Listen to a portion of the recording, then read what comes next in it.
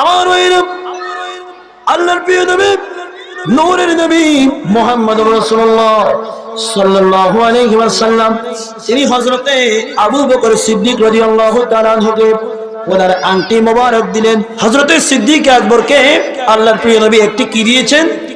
আংটি। বলেন আংটি মোবারক।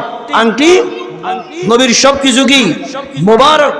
এখন দেখা যায় আমাদের দেশের মধ্যে অনেকে নবীর শানে কথা বলার সময় আদব কায়দা ঠিক রাখে না।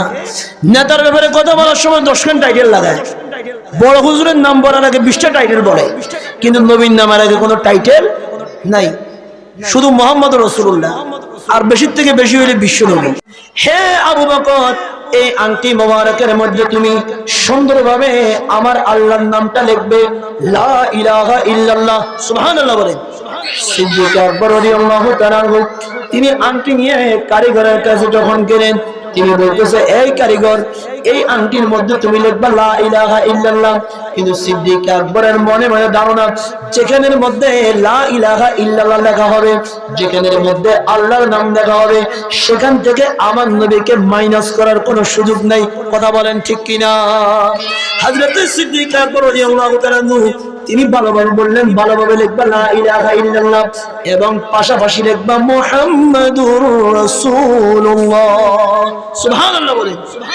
হযরত সিদ্দিক আকবরের কথা মতো ওই ব্যক্তি ওই আংটি মোবারকের মধ্যে লা ইলাহা ইল্লাল্লাহ আল্লাহর নামটা লিখলেন, আমার নবীর নামটাও লিখলেন। আমার ভাইরা, আমার বন্ধুরা, হযরত সিদ্দিক আকবর রাদিয়াল্লাহু তাআলা তিনি আংটির মধ্যে সুন্দরভাবে আল্লাহর নাম এবং আল্লাহর প্রিয় নবীর নাম মুহাম্মদুর রাসূলুল্লাহ সাল্লাল্লাহু আলাইহি ওয়াসাল্লাম লিখে ওই আংটি মোবারক নিয়ে আল্লাহর প্রিয় নবীর নূরানি হাতের মধ্যে দিলেন।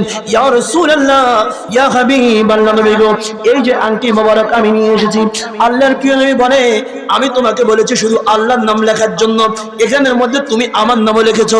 আচ্ছা বুঝলাম, লিখেছো, ভালো কথা, কিন্তু হে আবু বকর, আমি দেখতে পাচ্ছি এখানের মধ্যে তোমার নামটাও রয়েছে, কারণ কি? হযরত সিদ্দিক আকবর বলে, ইয়া রাসূলুল্লাহ, ইয়া হাবিবাল্লাহ, নবী গো, খোদার কসম, আমি তো আমার নাম এখানের মধ্যে লিখি নাই, আমার নাম লিখতে বলি নাই, আমি সেট করে নিয়ে এসেছি, আমি তো কোনো কিছু বুঝতে পারতেছি না। আমি যখন সেট করেছি তখন দেখেছি শুধুমাত্র আল্লাহর নাম এবং আপনার নবীর নাম, আমি এইভাবে এটা নোট করে নিয়ে এসেছি। আল্লাহর প্রিয় নবী সাল্লাল্লাহু আলাইহি ওয়াসাল্লামের কাছে আল্লাহ পাক হযরত জিবরাইল আমিনকে পাঠিয়ে দিলেন। হযরত জিবরাইল বলে, ইয়া রাসূলুল্লাহ, ইয়া হাবিবাল্লাহ, নবী গো, আপনার আবু বকর সিদ্দিক, আপনি বলেছেন শুধু আল্লাহর নাম লেখার জন্য। আবু বকর সিদ্দিকের ঈমান, আবু বকর সিদ্দিকের আকীদা, আবু বকর সিদ্দিকের বিশ্বাস হচ্ছে যেখানের মধ্যে রবের নাম থাকবে, সেখানের মধ্যে রবের পেয়ারা হাবিবুল্লাহ মুহাম্মদুর রাসূলুল্লাহ সাল্লাল্লাহু আলাইহি ওয়াসাল্লামের নাম থাকতে হবে। আল্লাহর নামের পাশ থেকে আমার নবীর নাম কখনো বাদ দেওয়া যাবে না, মাইনাস করা যাবে না, নবীর নাম হাইড করে রাখা যাবে না।